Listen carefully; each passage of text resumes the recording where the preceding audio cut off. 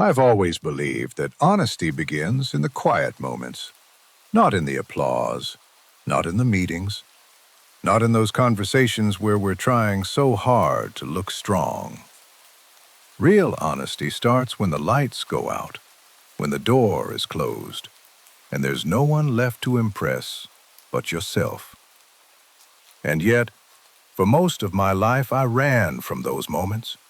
I filled my evenings with noise, a late show humming in the background, a phone glowing in my hand, a mind racing through invented emergencies and fake urgencies, anything that would keep me from facing the one thing I feared the most, the truth about what I had been avoiding. You see, I once told my students that people rarely run from life itself. They're not really running from their jobs, or their families, or their opportunities. What they're running from is the truth that life reflects back at them. Sometimes that truth is wrapped inside a difficult conversation. Sometimes it's hiding inside an unfinished project that's been sitting there for months.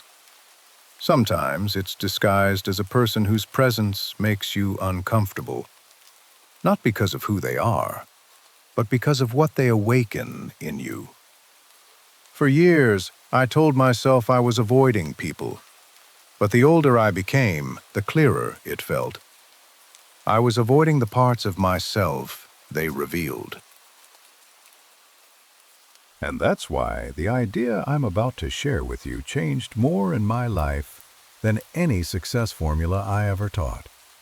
It's just a simple ritual, almost too simple. But if you really commit to it, if you give it 30 quiet nights, it can turn your anxiety into a compass. Because anxiety isn't the enemy. It isn't a verdict. It isn't a flaw. Anxiety is a direction. And every time I ignored it, every time I pretended I was fine, I could feel myself drifting, like a small boat that refuses to admit the tide has changed and keeps insisting everything is the same. One evening, after a day full of small frustrations that felt much larger than they should have been, I made a different choice. Instead of escaping from the discomfort, I sat down in it.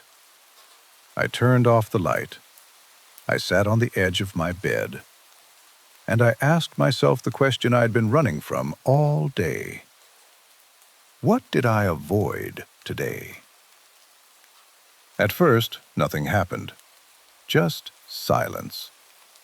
An uncomfortable, restless kind of silence. But after a minute, a small memory rose up. A tiny one.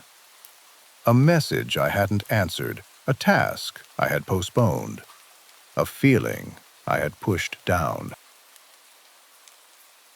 It was small, almost insignificant, but it was honest. And something in that honesty softened me. The next night I did the same thing, the same quiet ritual. And then the next night, and the next. Around day 7, I realized something that startled me. Every answer pointed toward a place inside me where I still felt uncertain, or insecure, or lonely, or afraid. It wasn't really about the tasks I skipped. It wasn't really about the people I avoided. It was about the truth they stirred inside me. That's when this ritual stopped being just an exercise. It became a mirror. A mirror so gentle that I wasn't afraid to look into it. A mirror so clear that I couldn't pretend not to see what it showed me. And I want to guide you through that same mirror. Because somewhere inside you, right now, there is a truth you've been avoiding. Not because you're weak, but because you've been trying to protect yourself. We avoid the things that hurt. We avoid the things that press against our stories, our identities, our self-image. We avoid the things that would force us to grow faster than we feel ready to grow. But growth doesn't come from pressure alone. It comes from clarity. And clarity begins where avoidance ends. I learned that the hard way. Most of my worst decisions weren't made out of ignorance. They were made out of avoidance. The conversation I postponed until it hardened into resentment. The dream I delayed until it quietly turned into regret. The opportunity I refused because I didn't want to feel inexperienced or unprepared or exposed. Avoidance is subtle. It wears a polite smile, but it steals years from us. So let me tell you what begins to happen when you spend 30 nights asking the same quiet question. By around night 10, you start to see patterns. Not random patterns, emotional patterns. You may notice that you avoid situations where you don't feel in control. You may avoid people who make you feel insecure. You may avoid tasks that remind you of your past failures. You may avoid choices that would require a kind of courage you're not yet sure you have. And the beauty of this ritual is that it doesn't attack you. It doesn't shame you. It simply shows you what's already there. Night after night, the truth becomes familiar. And when truth becomes familiar, fear starts to lose its power.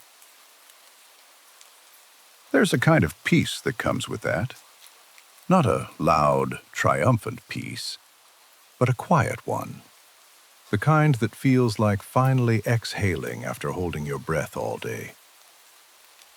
But the most surprising moment often comes around night 15, when you start seeing something new. Your avoidance isn't random. It's intelligent. It's your inner self trying to protect you from something unfinished. A wound, a memory, a fear that hasn't fully healed yet.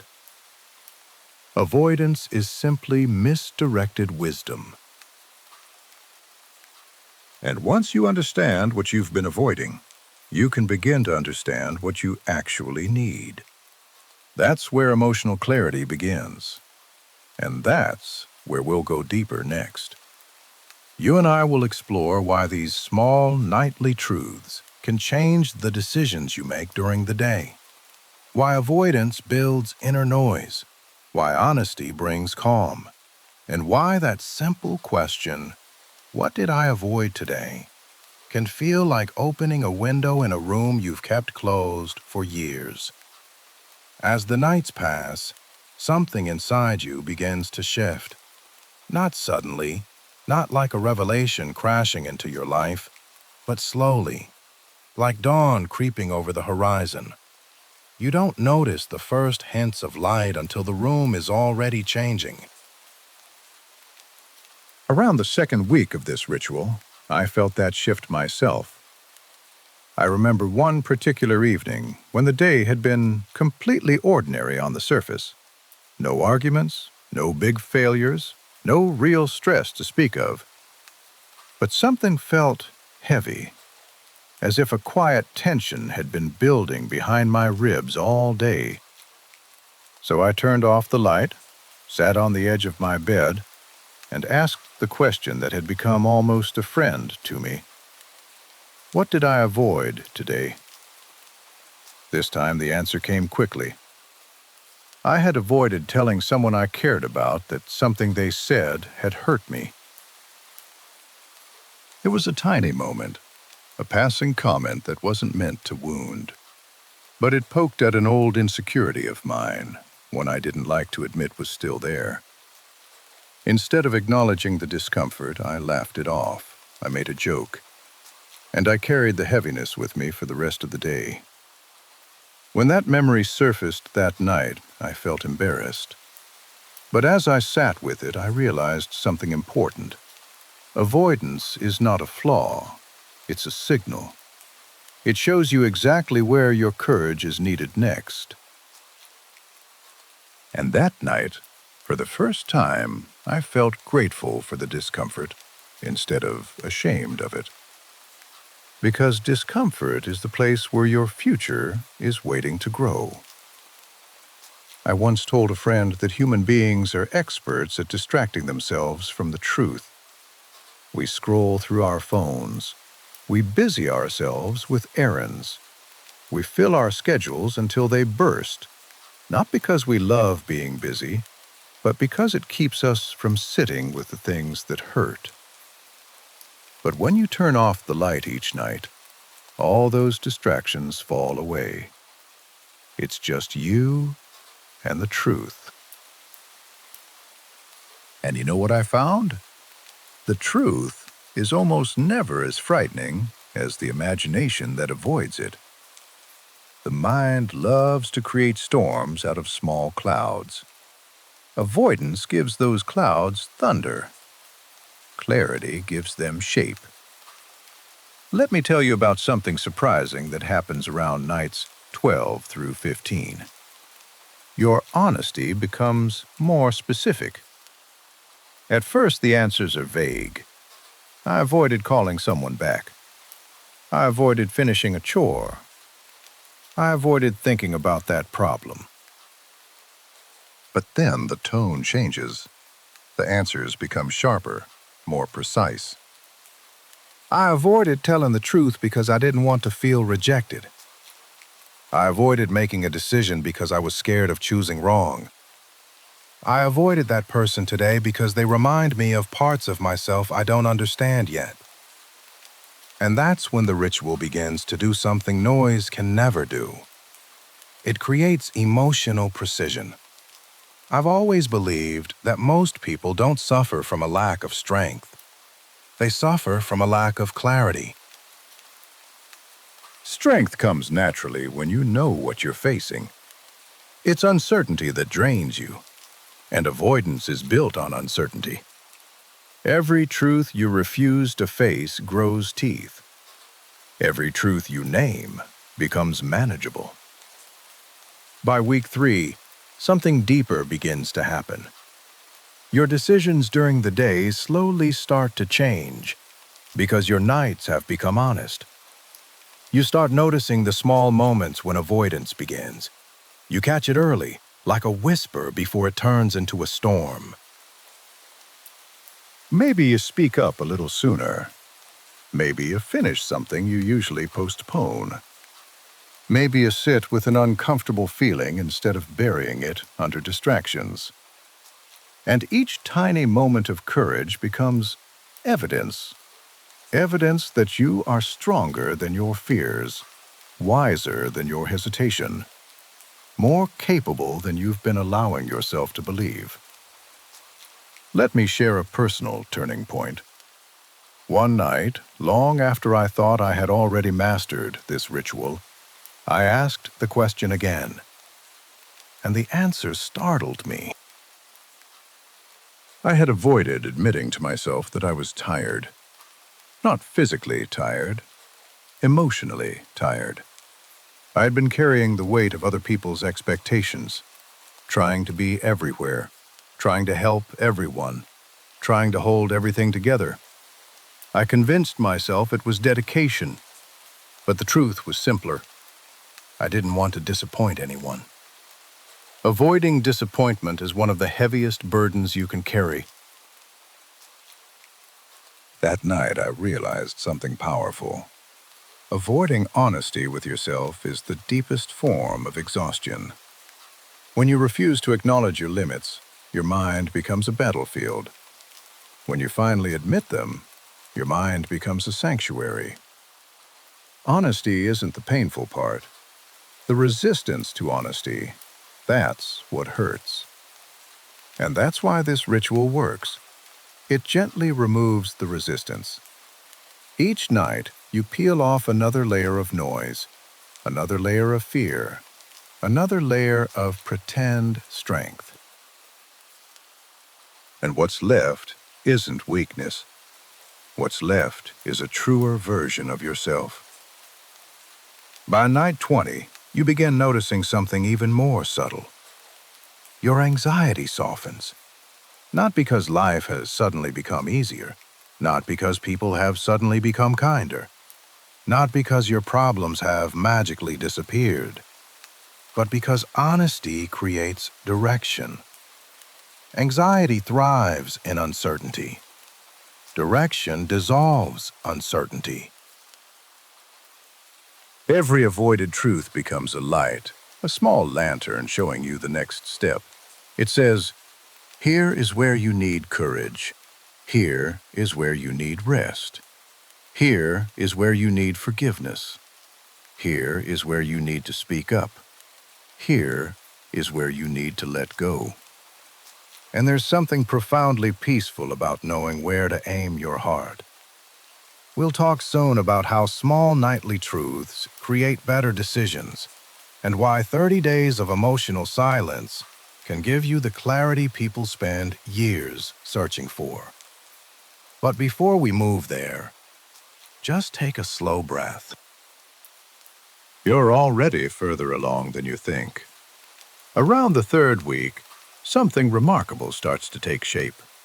Not loudly, not dramatically, quietly, like a truth that's finally getting tired of being ignored. I felt that shift on a night that, on the surface, looked like any other night. I turned off the light. I let the room fall into that soft darkness I'd grown fond of. And I asked the same question I'd been whispering for weeks. What did I avoid today? The answer came with surprising warmth. I had avoided admitting that I needed someone, not in a desperate way, not in a dramatic way, in a simple, human way. I'd been carrying a silent weight, convincing myself I could manage everything alone. I thought independence meant strength. But that night in the quiet, I learned something I wish I'd understood much earlier. Independence can build walls. Honesty builds bridges. And suddenly, this ritual wasn't just uncovering avoidance. It was uncovering a tenderness I had forgotten belonged to me. That's when I realized emotional clarity is not just about seeing your fears. It's also about seeing your needs. Most of us live as if our needs are weaknesses. We hide them. We bury them. We negotiate with them. We disguise them as ambition or distraction. But the truth is simple. Unacknowledged needs turn into disguised anxieties, and disguised anxieties turn into patterns of avoidance. Once I saw that in myself, I started seeing it everywhere. In friends who avoided rest because they were afraid of looking lazy. In colleagues who avoided love because vulnerability scared them. In people who avoided asking for help because they believed it made them a burden. Avoidance is often just a story we tell ourselves to stay safe. But safety is not the same thing as peace. Peace comes from truth. And truth comes from the small, honest pauses we give ourselves. Let me share another moment with you, one that showed me why these nightly questions have so much quiet power. A man once came to me after a workshop and said, "I'm stuck. I don't know why. I'm doing everything right." But he looked exhausted, the kind of exhaustion that sits behind the eyes. So I asked him, "What are you avoiding?" He didn't like the question. Most people don't. Truth asks for humility before it gives clarity. After a long pause, he said quietly, "I'm avoiding admitting that I don't love the life I'm pretending to enjoy." And his whole expression changed, not in pain, in relief. Because naming the truth is already the beginning of changing it. Each night of your 30-day journey begins with acknowledging something simple. But simple honesty has a way of growing into bigger honesty. This ritual works like a lens. At first, it shows you small details, little corners you cut, tiny tensions you shrugged off. But with time, the lens widens. You begin to see the architecture of your emotional life. You start noticing where your fears actually come from, what your patterns are trying to protect, how your choices quietly echo your childhood, why certain people unsettle you more than others, which dreams still scare you in the best possible way. And all of that begins with a question most people will never dare to ask themselves. Let me tell you something else that might feel familiar. By the third or fourth week, you may feel a strange mix of emotions. Clarity mixed with discomfort. Relief mixed with vulnerability. That's natural. It means the ritual is working. When you remove the noise from your evenings, your mind finally has space to tell the truth it's been holding in all day. And here's the beautiful part. The more you practice honesty at night, the more courageous you become during the day. You start initiating conversations you used to avoid. You start finishing tasks you once postponed. You start listening more closely to your emotions instead of pushing them aside. You begin to recognize the exact moment when avoidance starts whispering its old, familiar excuses. And something inside you finally says, "Not this time." Honesty has a momentum to it, and once it starts, it doesn't stop. It pulls you forward. By night 25, something even more magical appears. You begin to feel a kind of inner quiet you didn't know you were capable of. Not emptiness, clarity. Not detachment, presence. Not numbness, calm. A calm that feels like knowing. A calm that feels like returning. A calm that feels as if someone finally turned down the noise in your heart. That's emotional silence. The kind that doesn't come from pushing your feelings away, but from welcoming them home. And in that silence, you begin to hear a question you may not have asked in years. What do I truly want? Not what you should want. Not what others expect you to want. Not what you've been conditioned to want. But what your inner life has been whispering long before you learned to avoid the truth. We're getting close now, to the heart of the ritual, to the place where honesty becomes action and clarity becomes change. In the next part, I'll guide you through the mechanisms, the psychology of avoidance, the surprising power of micro-honesty, and the daily decisions that begin to transform once you learn to face the truth without fear. I've always believed that avoidance isn't a flaw in a person. It's a map, a beautifully honest map. Every place where you hesitate, every moment you shy away, every truth you postpone, all of it is pointing toward a part of you that is asking to be understood. Around the last stretch of these 30 nights, you begin to see that map more clearly. And once you see it, you can't unsee it. So let's talk about the mechanics, the way avoidance works inside you, why it operates in the shadows, and how small moments of honesty can give you more clarity than years of running ever will. Avoidance usually begins in childhood, not always in dramatic ways, often in very subtle ways. A parent raises their voice, you learn to stay quiet. A teacher shames a mistake, you learn to hide your effort. A friend judges your feelings, you learn to bury them deeper. Avoidance is simply the strategy you created to survive moments when the world felt too sharp. But here's the truth I learned the long way around. Avoidance protects you, but it also shrinks you. Every time you avoid something today, you're not really avoiding the moment in front of you. You're avoiding the old emotion that moment reminds you of. That's why a simple message can make your stomach tighten. That's why a small request can feel overwhelming. That's why a conversation you fear lives in your mind far longer than it ever lasts in real life. Avoidance is emotional time travel. Honesty brings you back to the present. And this ritual of 30 nights does exactly that. It stops the time travel.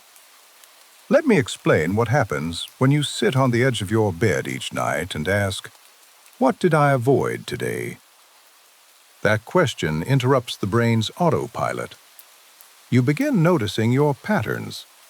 You see that you avoid discomfort because discomfort reminds you of past pain. You avoid uncertainty because uncertainty once made you feel unsafe. You avoid vulnerability because vulnerability once led to embarrassment. You avoid ambition because ambition once met rejection. You avoid honesty because honesty once cost you connection. And without realizing it, these small avoidance habits slowly build a life shaped more by fear than by desire. But once you name the avoidance, everything changes. Because fear loses much of its power in the presence of truth. Here's something I witnessed so many times in the lives of people I taught. Avoidance creates chaos. Honesty creates order. When you don't tell yourself the truth, your mind becomes cluttered, full of half-decisions, unfinished feelings, conversations that replay, tasks left open like windows in a storm. But when you tell the truth, clarity returns. And clarity doesn't just soothe you, it directs you. Let me give you an example from my own journey. One night, I realized I had been avoiding a particular decision. A simple decision, but emotionally loaded. I kept delaying it because choosing meant closing a door I had kept half open for years. I thought that open door made me free, but it only made me anxious. When the truth rose up that night, it came with a strange kindness. Not a demand, not a scolding, just a gentle whisper inside. You already know what you need to do. The next morning, that decision felt lighter, not because it was easy, but because honesty had cleared away the fog. That's what this ritual does. It clears the fog. And you would be amazed how many of life's problems begin to dissolve once the fog is gone. Let's explore why these nightly truths change your daily decisions.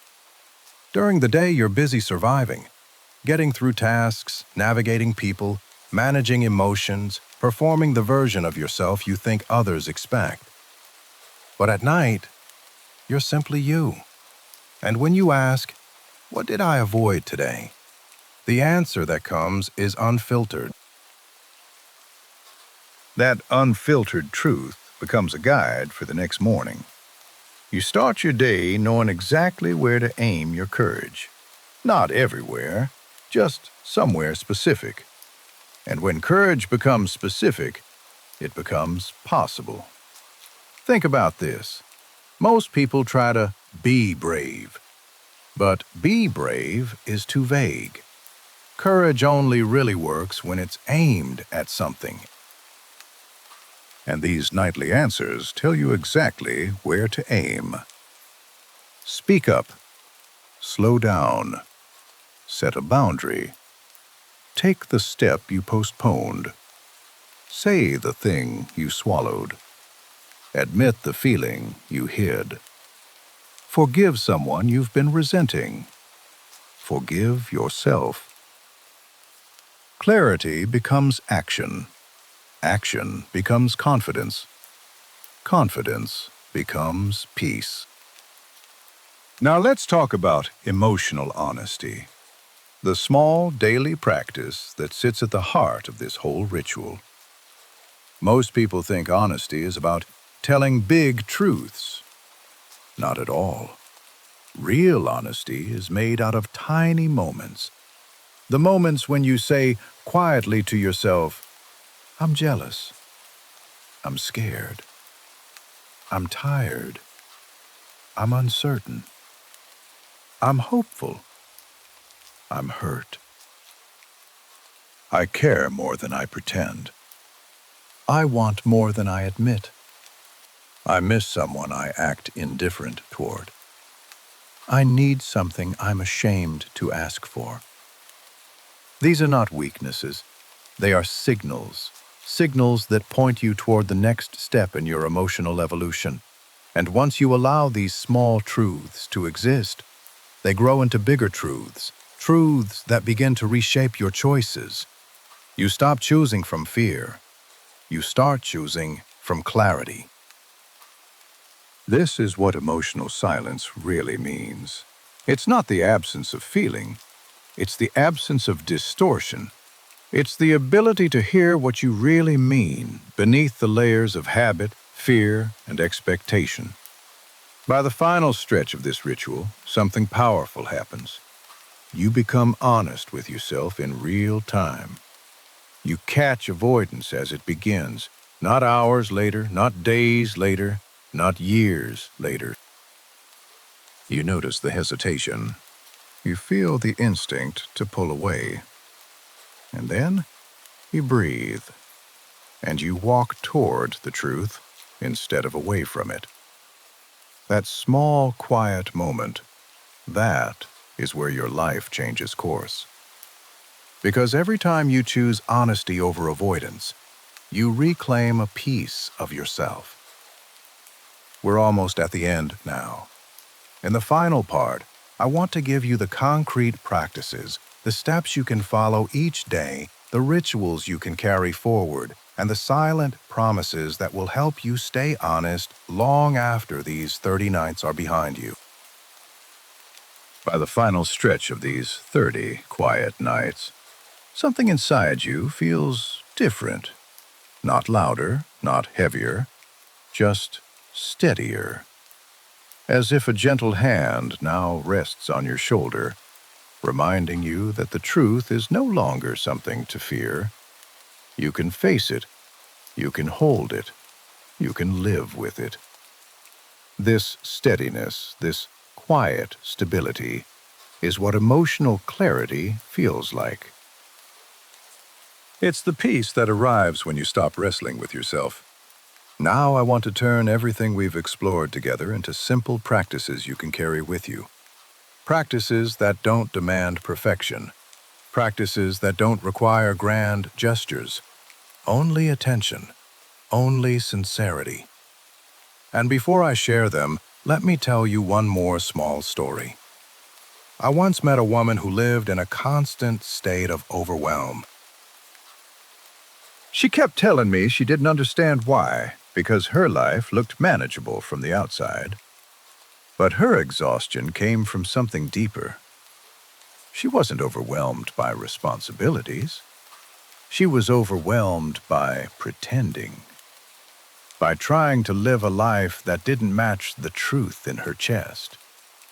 She wasn't avoiding people. She was avoiding herself. And when she finally allowed herself to name the truths she'd been pushing aside, gently, quietly, without judgment, her life didn't fall apart. It finally began to return to her. That is what I want for you too. So let me share the practices that help emotional silence become emotional clarity, and emotional clarity become emotional freedom. First practice. Each morning, remember the truth that surfaced the night before. Not the whole list, not every heavy thing, just one small avoidance you named. And then complete one simple sentence in your mind. When I avoided this yesterday, what was I truly trying to protect? Maybe you were trying to protect your confidence, maybe your sense of control, maybe your need for rest. When you recognize the deeper reason, you stop fighting yourself. You begin to guide yourself. Second practice. Throughout the day, whenever you feel tension rising, pause for a moment. Take a breath and say quietly to yourself, "Right now, the truth is," and let the rest come naturally. Maybe the truth is that you're tired. Maybe you're anxious. Maybe you're excited. Maybe you're pretending to be fine when you're not. These small truths prevent the emotional clutter that turns into stress and frustration. Even a few seconds of honesty can calm your whole nervous system. Third practice. Whenever you feel yourself drifting into avoidance, whenever you start hesitating or inventing excuses, ask yourself 3 gentle questions in your own rhythm. What exactly am I pulling away from? What will it cost me if I keep avoiding it? What is one tiny step I can take that won't overwhelm me? Small steps done consistently change far more than big steps imagined but never taken. Fourth practice. Each night, return to the ritual that started it all. Turn off the light, sit on the edge of your bed, let the room settle into silence, and ask, "What did I avoid today?" Then let the answer rise on its own. Don't force it. Don't overanalyze it. Don't judge it. Let it appear the way a truth appears when it's finally invited. This ritual is not about perfection. It's about presence. Fifth practice. In the morning, choose one truth from the night before and turn it into a small, kind action. If you avoided rest, give yourself rest. If you avoided a simple task, take a few minutes and complete it. If you avoided a conversation, consider reaching out. If you avoided acknowledging a feeling, allow yourself to feel it without pushing it away. Small actions turn honesty into growth. These practices are not meant to pressure you. They're meant to guide you. They build a life where your choices come not from fear, but from clarity.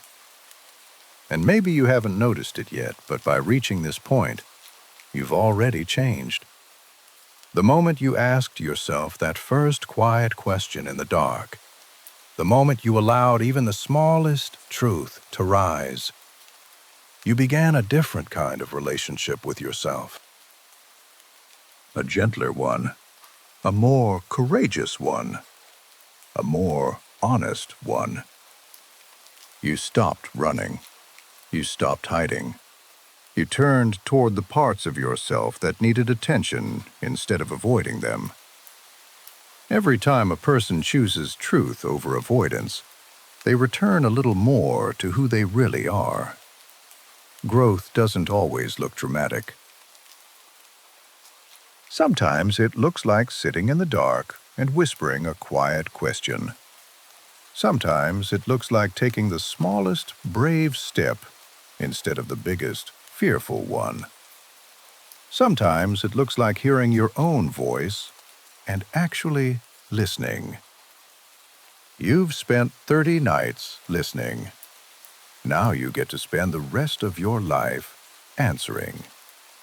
And as you do, hold this close to your heart. Tomorrow may never come, but today is here, quietly waiting for you to live it.